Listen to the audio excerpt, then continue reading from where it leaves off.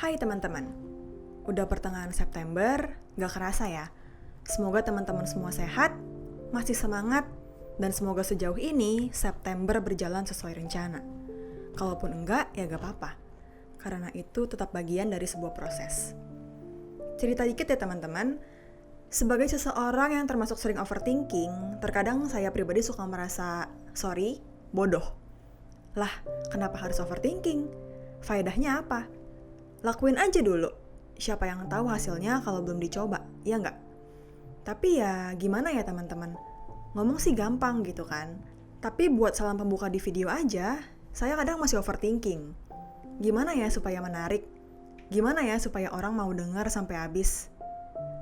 Tapi pada akhirnya, ya benar sih, mau nggak mau kita harus coba dulu. Dan berkat ke-overthinkingan saya juga, akhirnya lahirlah pembahasan kita kali ini. Kenapa sih kita overthinking? Apakah overthinking itu selalu buruk? Stigma orang tentang overthinking rata-rata negatif. Karena biasanya, overthinking cuma bikin kita terlalu banyak mikir. Dipikirin doang, dikerjain enggak. Menurut Hanan Parvez, lulusan psikolog dan penulis Psychic Mechanics, overthinking adalah sebuah mekanisme yang membantu kita mencerna permasalahan sulit atau permasalahan baru yang kita hadapi. Saat kita overthinking, kita sedang berada di dalam isi kepala kita sendiri, berusaha memecahkan dalam tanda kutip masalah yang ada. Otak kita masuk ke mode overthinking ya emang karena mekanismenya begitu. Semakin kompleks masalahnya, semakin lama overthinkingnya. Orang-orang itu menghindari overthinking karena ya tadi, stigmanya negatif. Dan emang betul, overthinking bisa bikin kita stres. Tapi sebaliknya juga berlaku. Stres bisa bikin kita overthinking. Artinya, nggak semua overthinking menyebabkan stres. Ada beberapa alasan yang bikin kita merasa bersalah atau negatif saat overthinking. Yang pertama, ketika nggak ada solusi di depan mata, akhirnya kita merasa helpless, merasa hopeless, gak ada harapan. Yang kedua, karena kita nggak percaya sama solusi yang ada. Kita nggak pede nih, solusinya ada, tapi kita nggak percaya kalau itu yang benar, atau kita nggak percaya kalau kita bisa melakukannya. Yang ketiga, karena pikiran negatif kita sendiri. Kenapa hoki saya jelek banget ya? Pupuslah udah harapan saya, hancur deh masa depan. Nah, saat kita berada di sebuah kondisi emosional, kita cenderung memperpanjang kondisi tersebut.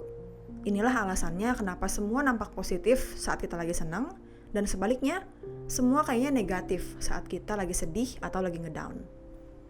Dan kalau overthinkingnya kita pada akhirnya malah membawa perasaan negatif ke kita, solusinya begini.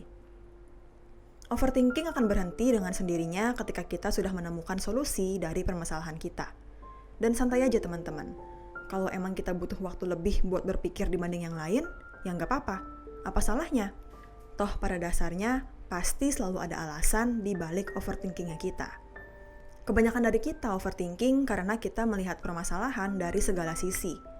Dan sebenarnya itu bagus teman-teman. Tapi, fokusnya harusnya bukan di gimana caranya supaya kita berhenti overthinking.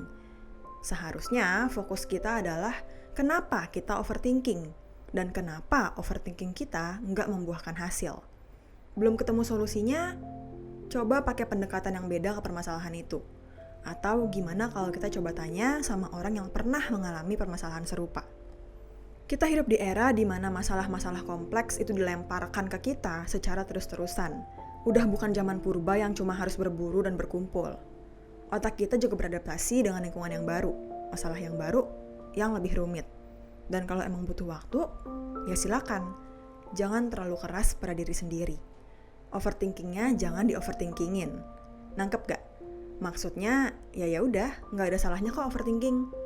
Jadi segitu aja obrolan kita kali ini, semoga bermanfaat buat teman-teman, dan ingat, overthinking itu nggak selalu buruk.